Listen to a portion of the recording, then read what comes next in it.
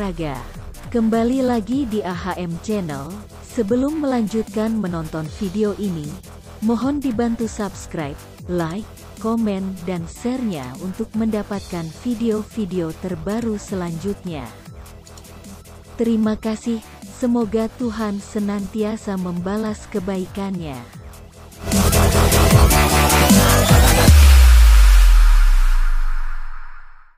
Semifinal AFC Cup 2022 antara PSM Makassar vs Kedah Darul Aman telah selesai pada Selasa, tanggal 9 Agustus tahun 2022 malam WIB.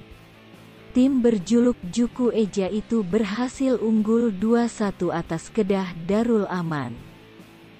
Adapun gol tersebut dilesatkan oleh Yakob Sayuri pada babak pertama di menit ke-31. Kemudian, Yuran Fernandes menambah gol bagi Juku Eja di babak kedua.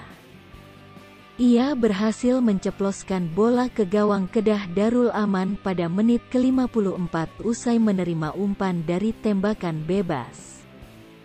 Akan tetapi, Juku Eja harus membayar keunggulan itu dengan kartu merah yang diberikan kepada Yuran Fernandes pada menit ke-62 usai melanggar pemain Kedah Darul Aman.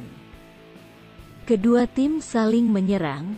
Kedah Aman FC berhasil memperkecil kedudukan melalui Zulkifli di menit 86 sampai akhir babak kedua skor tidak berubah 2-1 untuk kemenangan PSM Makassar.